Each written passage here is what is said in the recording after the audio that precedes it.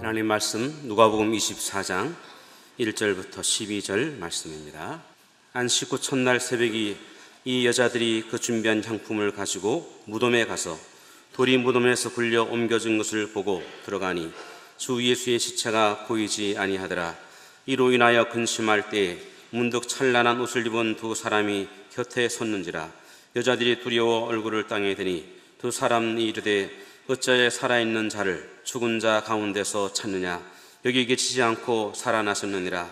갈릴리에 계실 때에 너에게 어떻게 말씀하셨는지를 기억하라. 이르시기를 인자가 죄인의 손에 넘겨지어 십자가에 못 박히고 제3일에 다시 살아나야 하리라 하셨느니라 한데, 그들이 예수의 말씀을 기억하고 무덤에서 돌아가 이 모든 것을 요한 사도와 다른 모든 이에게 알리니, 이 여자들은 막달라 마리아와 요한나와 야고보의 모친 마리아라. 또 그들과 함께한 다른 여자들도 이것을 사도들에게 알리니라. 사도들은 그들의 말이 헛하는 듯이 들려 믿지 아니하나 베드로는 일어나 무덤에 달려가서 구부려 들여다보니 세마포만 보이는지라. 그 된 일을 놀랍게 여기며 집으로 돌아가니라. 아멘. 하나님이 우리의 찬양을 받으신 줄로 믿습니다. 오늘 이 부활의 날에 해외에서 또 함께 예배드리는 성도들, 그 있는 자리가 복된 자리가 되기를 주의 이름으로 축원합니다. 우리 옆에 계신 분 보고 한번 잘 오셨습니다, 복 받으셨습니다, 그렇게 인사를 한번 운동장에 어린 아이들이 달리기를 하면요, 힘은 누가 더 드냐 하면 저 밖에 앉아있는 엄마가 힘이 더 들더라고요. 우리 체육대 할 때 보면은 자기 아이가 팍 뛰면은 그냥 그 앉아있는, 벤치에 앉아있는 엄마가 더 힘들어가지고 주먹을 불끈 쥐고. 왜 그럴까요? 또 자기 아버지가 사업에 크게 성공을 했어요. 그러니까 아이가 얼굴이 환해져요. 왜 그랬을까요? 가만 보니까 관계가 있다는 거예요. 할렐루야. 그런데 우리가 부활했다, 예수님이 부활했는데 우리가 왜 그렇게 좋아할까요? 관계가 있다는 거예요. 왜냐하면 예수님께서 부활하신 것이 부활의 첫 열매가 되셨으니 우리도 예수님을 따라 희망이 있고, 예수님 사망의 권세에 이겼으니 우리도 이길 수 있다는 믿음이 있기 때문에, 우리와 관계가 있기 때문에 이렇게 즐거워하고 감사하고 삽니다. 믿습니까? 관계가 있다는 거예요. 가족들도 마찬가지고 교회도 마찬가지고, 자기가 소속해 있는 교회가 더 귀하게 보이고 또 자기하고 관계 있는 사람이 더 아름답게 보이는 것이 정상입니다. 그런데 부활은 누구도 흉내낼 수가 없습니다. 석가모니도 마호메트도 공자도 누구도 흉내낼 수 없어요. 그들은 탄생했다는 것은 만천하에 알릴 수 있지만 부활했다고 하는 것은 못 알리는 거예요. 왜? 무덤 안에서 다 썩고 있기 때문입니다. 그의 육체가 썩고 있기 때문입니다.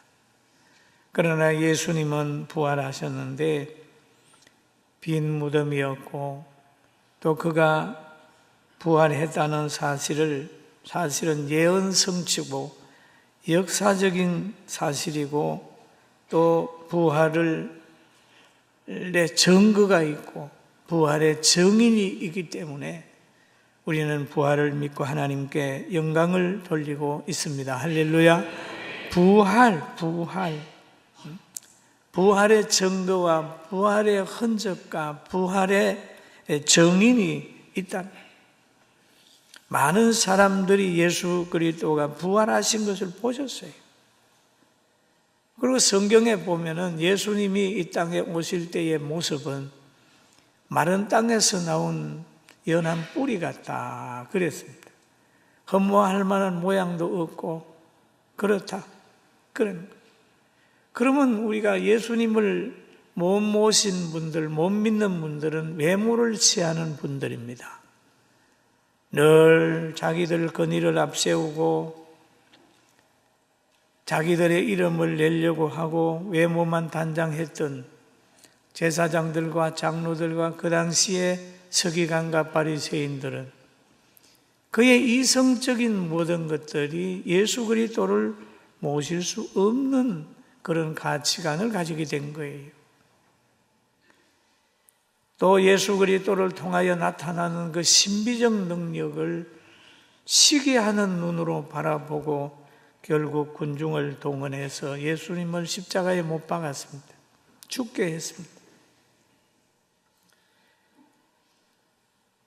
멸시와 천대와 조롱을 다 그에게 쏟아부으면서 죽게 했지만은 그래도 하나님은 예수 그리스도를 하나님의 자녀로 약속대로 부활시켰다는 사실을 알고 우리 모두 기뻐하게 되길 주의 이름으로 축원합니다.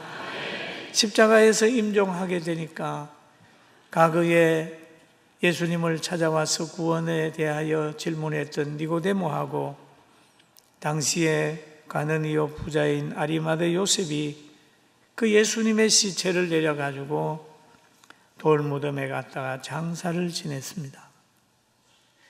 그 예수님을 묻은 날이 금요일인데 다음 날이 안식일이에요. 안식일. 그럼 예수님은 무덤에서 안식하시고 안식 후 첫날 새벽에 부활하셨는데 안식 후 첫날이 오늘 우리가 예배드리는 주일날입니다. 할렐루야. 그래서 우리는 주일날은 승리하는 날이다. 그러니까 교회 나올 때마다 가장 그 희망이 넘치고 승리하는 날을 기념하고 지키는 성도의 얼굴에는 항상 웃음꽃이 피어야 됩니다. 할렐루야. 주일은 승리하는 날이고 사망의 권세를 이긴 날이고 예수님이 부활하는 날입니다. 바로 나와서 예배드리고 찬양하고 기도하고 하는 것은 또 부활을 믿는 것은 택한 백성의 증표입니다. 예수 그리스도를 앞에 예배드리는 건 바로 택한 백성의 증표요, 택한 백성의 열매입니다. 세상을 이긴 사람만 할 수 있는 그런 거룩한 행위라는 사실을 알게 되길 주의 이름으로 축원합니다. 부활의 큰 기쁨의 노래를 할 수 있는 것은 인간이 받은 최고의 축복이고 행운입니다. 할렐루야. 최고 기쁨. 인간의 최고의 기쁨, 복받은 사람이라는 걸 알고 여러분 예배 드릴 때마다 행복하기를 주의 이름으로 축원합니다. 그러면 성경대로 예수님은 뭐 했냐? 부활하셨다. 그렇게 보는 거예요. 누가복음 24장 1절에 보면 안식 후 첫날 새벽에 이 여자들이 그 준비한 향품을 가지고 무덤에 갔다라고 하는 기록이 있습니다. 안식 후 첫날에 새벽에 여인들이 향품을 가지고 무덤으로 갔습니다. 왜 갔을까요? 예수님의 시체에 좀 붓고 싶어서 너무나 사랑했기 때문에. 그런데 그들은 가면서 염려하면서 갔어요. 돌무덤을 어떻게 옮길까 염려도 했어요. 또 이렇게 향품을 부으려고 하는 것은 그 나라의 장례 문화입니다. 요셉이 자기 아버지 야곱이 세상을 떠나갔을 때에 그 향품을 그 몸에 다 이렇게 했어요. 부었어요. 장례 문화예요. 이 여인들도 예수님에게 그런 향유를 부으려고 지금 안식 후 첫날 새벽에 무덤으로 가고 있는 것입니다. 돌무덤을 어떻게 염려하면서 가고 있습니다. 그런데 거기에 가봤더니 흰옷 입은 천사가 있게 되고 또 예수님의 부활을 알리는 천사가 있었습니다. 말합니다. 죽은 자들아, 자를 산 자를 왜 죽은 자 가운데서 찾느냐 그런 얘기를 하지요. 그러면 예수님이 지금 향유를 붓지 않고 돌아가셨습니까? 아니라는. 다른 사람들은 보면은 세상을 떠난 후에 향유를 붓지만은 예수님은 살아계실 때 향유를 부었어요. 언제 부었냐 하면 이제 마태복음 26장에 보면은 이 여자가 내 몸에 향유를 부은 것은 내 장례를 위하여 함이니라 그랬어요.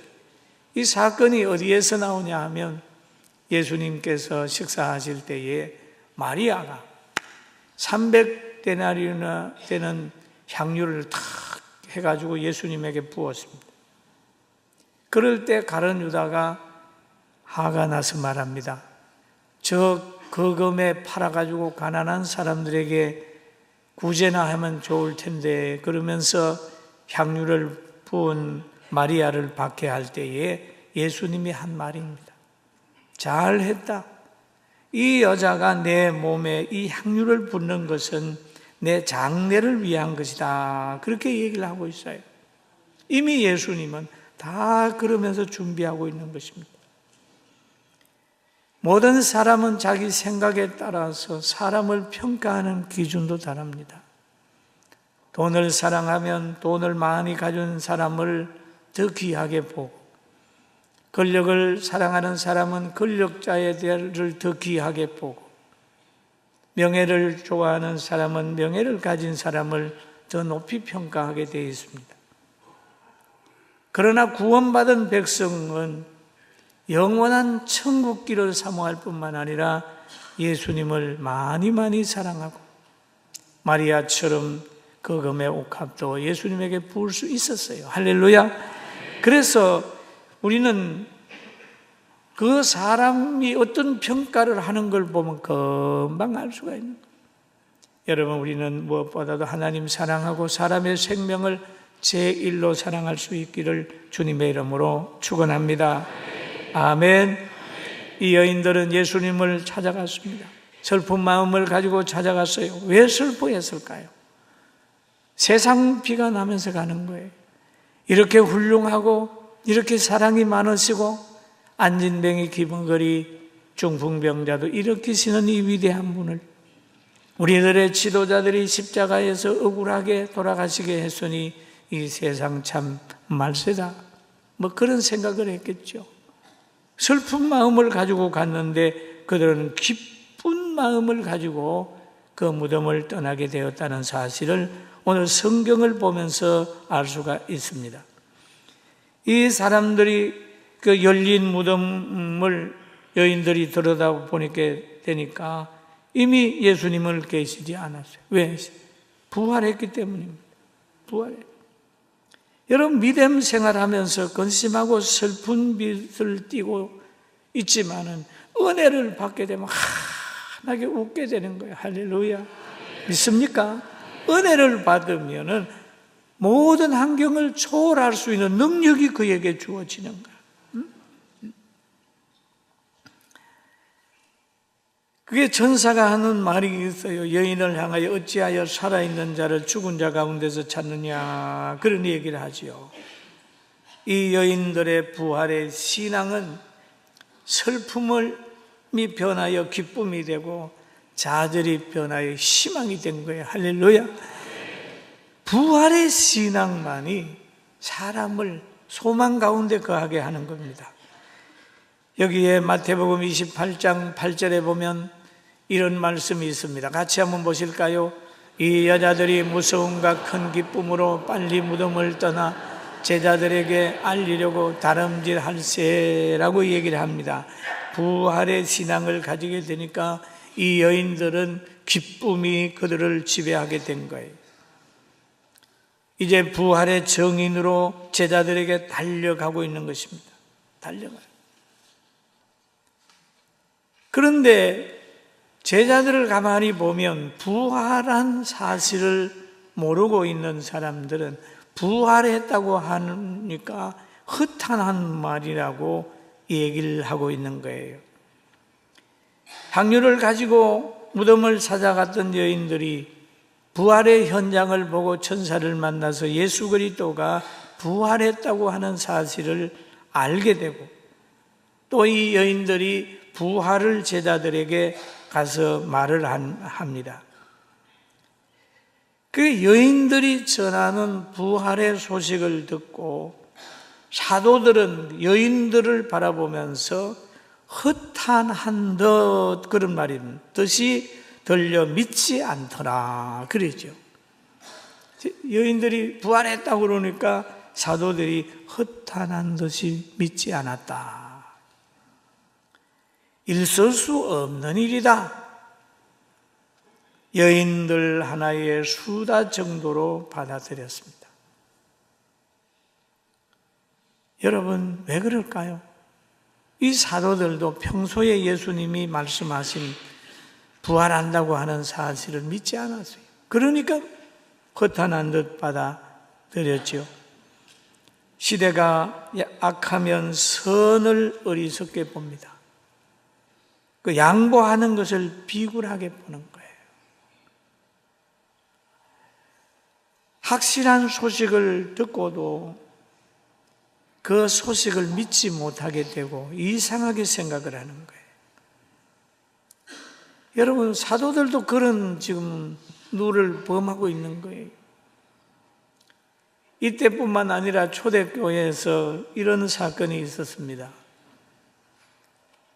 베드로를 죽이려고 헤롯이 감옥에 가두었습니다.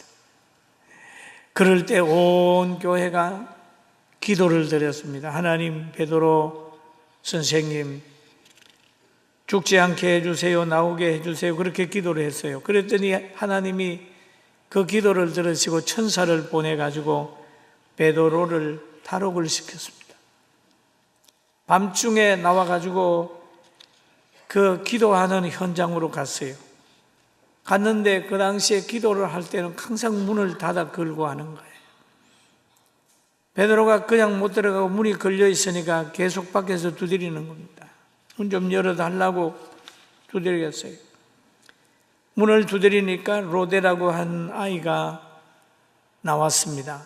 그런데 밖에서 자기들이 감옥에 갇힌 줄만 알았던 베드로가 나타나서 문을 열으라고 하니까 이 사람이 너무너무 당황해가지고 그냥 들어가서 얘기를 합니다. 베드로 사도가 왔다고 얘기를 하는데 그 사람들이 믿지 않았다는 거예요. 여러분, 너무 좋은 소식이 있으면 그 문도 못 열어주고 방으로 아니면 집에 쫓아 들어가는 사람이 있습니다. 과거에 제가 살았던 어느 동네에서는 그 아주 부부 결혼한 후에 남편이 군대 갔는데 그 군대에 갔다가 휴가를 따고 왔는데 그 신부가 신랑이 와가지고 삽짝이라고 그러는데 열어야 되잖아요. 이렇게 하고 있는데 막 부르니까 신랑이 오는데 너무 좋아서 엄마 거의 왔어 그러고 문도 못 열고 쫓아가서 부모한테 보고한 그런 게 그 동네에서는 굉장히 유머처럼 재미나는 얘기로 있습니다. 왜냐하면 너무 좋으니까 문을 좀 열어줘야 되는데 문도 안 열고 엄마 거의 왔어. 너무 좋으면 먼저 해야 될 일과 나중에 해야 될 일을 분별이 잘 안 가는 거예요. 이 로데도 마찬가지입니다. 사도행전 12장 14절 한번 읽어볼까요? 같이 봅니다. 베드로의 음성인 줄 알고 기뻐하며 문을 미처 열지 못하고 달려 들어가 말하되 베드로가 대문 밖에 섰더라 하니 그들이 말하되 내가 미쳤다 하나 여자가 아이나 힘써 참말이라 하니 그들이 말하되 그러면 그의 천사라 하더라. 미처 열지 못하고 가가지고 베드로 왔다고 말이에요. 그러니까 거기에 있는 사람이 지금 미쳤다. 응? 가둔 사람이 누군데 이 밤에 내주겠냐? 라고 하는 그런 고정관념이 있는 거예요. 사랑하는 성도 여러분, 우리 신앙생활 하면서 자기가 가지고 있는 이성적인 고정관념 다 버리고 신비한 능력을 받아들일 수 있는 거룩한 기준이 있기를 주의 이름으로 축원합니다. 늘 보다가 보면 사람은 자기의 수준만큼 이해하는 거예요. 하나님의 계획은 인간의 지혜와 한계를 벗어나므로 인간이 도저히 긍정할 수 없는 일들이 일어난단 말이에요. 그러나 신앙생활 할 때에 인간의 이성에 구애받지 말고 늘 하나님의 능력을 그대로 믿기를 주의 이름으로 축원합니다. 여러분, 구약에도 그러잖아요. 소돔과 고모라가 멸망할 때도 그 하나님의 역사하심이 있어서 소돔성을 심판할 때 내일 해돋을 그럴 때에 크유한 불심판이 내린다고 합니다. 그럴 때 그것을 먼저 아브라함의 조카가 알고 사랑하는 아내와 자녀들과 그리고 정원한 사위들에게 얘기를 했어요. 그랬더니 그들이 말하기를 농담으로 여겼어요. 그래서 그 소돔 고모라가 멸망할 때 거기에 다 같이 죽어버렸습니다. 지금도 그 자리에 가면 완전히 소금바다예요. 사랑하는 성도 여러분, 우리는 성경을 그대로 믿는 지혜를 가지게 되길 주의 이름으로 축원합니다. 축원합니다. 그리고 성경에 여러 군데 그런 것이 나옵니다. 그런데 주님의 존재와 부활의 현장은 확인할 수 있다는 거예요. 은밀하게 이루어지는 것이 아니라 믿음 있는 사람들에게 볼 수 있도록 이루어지는 거예요.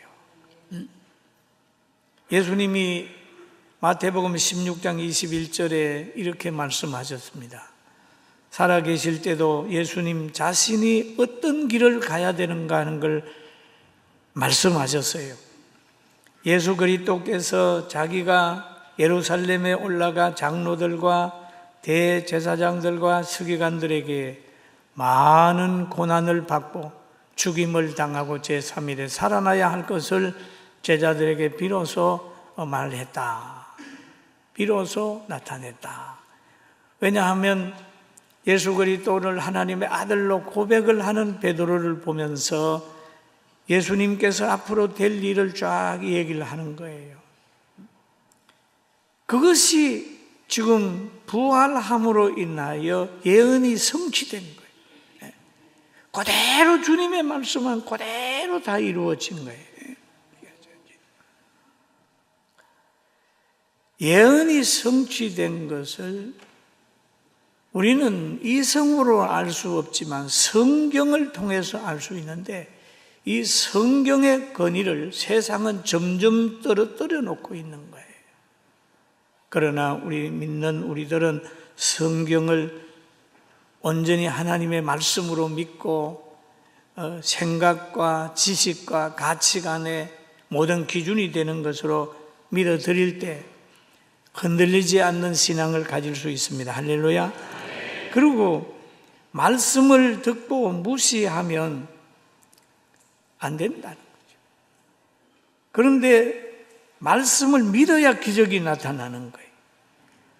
자신의 뜻과 자신의 생각과 자기의 기준을 버리지 못하면 말씀 순종의 능력을 체험할 수가 없는 겁니다. 때로는 환경을 보면서 많이 좌절하는 분들이 있어요.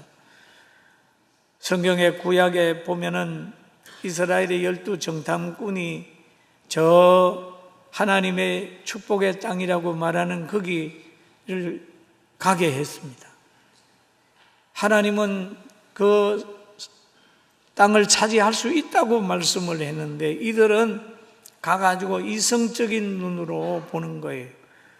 거기에서 사는 사람들과 광야에서 40년, 광야에 또 나와서 어려움 당하는 그런 상황을 가지고 있는 자기들을 보는 거예요. 애굽에서 나와가지고 빈손, 연장도 없고 무기도 없잖아요. 그런데 어떻게 가나안에 있는 사람을 이길까 비교를 했습니다. 이성이 작용을 했어요.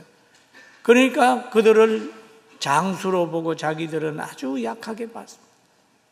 사랑하는 성도 여러분, 나는 병들었다, 나는 재산이 없다, 나는 배운 게 없다, 나는 배경이 없다 라고 하고 점점 자기를 무시하지 말고 하나님이 나를 붙드시면 큰 일도 해낼 수 있다는 확신을 가지길 주의 이름으로 축원합니다.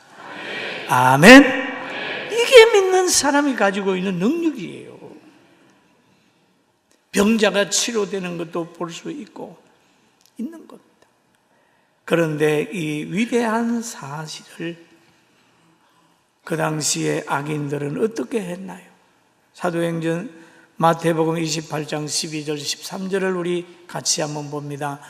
그들이 장로들과 함께 모여 의논하고 군인들에게 돈을 많이 주며 이르되 너희는 말하기를 그의 제자들이 밤에 와서 우리가 잘 때에 그를 도둑질하여 갔다 하라 그랬습니다. 여기에 보면 예수님이 평소에 부활한다고 하니까 그 제사장과 예수님을 십자가에 달았던 사람들이 군대를 보내가지고 지켰습니다. 지켰는데 그만 예수님이 부활하니까 거기에 지키던 군인들이 겁을 먹고 완전히 엎드려져 버렸어요. 그러다가 그들이 다시 돌아가서 자기들을 파송한 지도자에게 말합니다. 예수님 부활했습니다. 부활의 사건을 얘기를 하니까 그때 예수님을 박해하고 십자가에 못 박는데 선동했던 장로들과 함께 모여서 의논하는 겁니다. 의논. 야, 부활했다는데 어떻게 하지? 의논하는 거예요. 그리고 군인들을 돈으로 매수를 하는 겁니다. 돈을 많이 주며 이르되 우리가 잘 때에 밤에 제자들이 도둑질해 갔다. 이렇게 해가지고 그 역사의 기록을 해놨어요. 여러분, 역사는 강자와 산자에 의해서 만들어지는데 이렇게 거짓된 역사가 만들어질 수도 있는 거예요. 할렐루야. 지금 진실을 다 숨기는 거예요. 그 나라마다 역사도 보게 되면 전혀 아닌 것도 많습니다. 약점은 다 숨기고 미화시켜 놓고 장점을 다 덮어버리는 거예요. 여기 보니까 부활의 사실을 돈으로 권력으로 덮어버렸습니다. 그러니까 이 사람들을 만나면 예수님의 부활 아니라 도둑질해 갔다, 제자들이 밤에 와서 도둑질해 갔다 헛소문을 퍼뜨려서 다른 사람으로 하여금 부활의 신앙을 가지지 못하게 했습니다. 사랑하는 성도 여러분, 우리는 살아가면서 가공된 의논에서 만들어진 역사에 희생물이 되지 말고 부활하신 예수님 바라보고 희망을 가지게 되기를 주님의 이름으로 축원합니다. 할렐루야. 여러분 보세요. 비록 예수님을 십자가에 못 박고 없애려고 그랬지만은 2000년이 지난 지금 예수님 교회 없어지지 않았습니다. 교회는 박해를 받으면 이곳에서 저곳으로 옮길 뿐이지 더 성장할 뿐이지 성령의 역사는 인간의 힘으로 막을 수가 없습니다.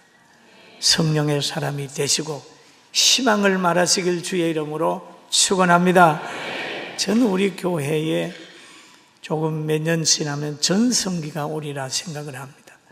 지금 잠옷실이 들어갈 데가 없습니다. 아이들이 계속 태어납니다. 지금 청장년의 청년들이 희망을 가지고 있어요. 2부 예배 때 우리 학생들이 찬양됐습니다. 얼마나 아이들이 있는지.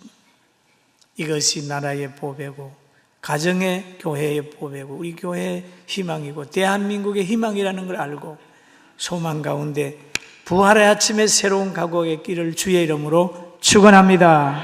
기도하겠습니다. 지금은 우리 주 예수 그리스도의 은혜와 하나님 아버지의 크신 사랑하심과 성령님의 감동과 아마 충만 내적 교통하심이 오늘 말씀을 들은 사랑하는 모든 성도들, 그리고 방송을 통하여 말씀을 접하는 모든 성도들, 그리고 이 나라의 민족 위에와 우리 모두들 위해 지금부터 영원 무궁토록 함께 있을지어다.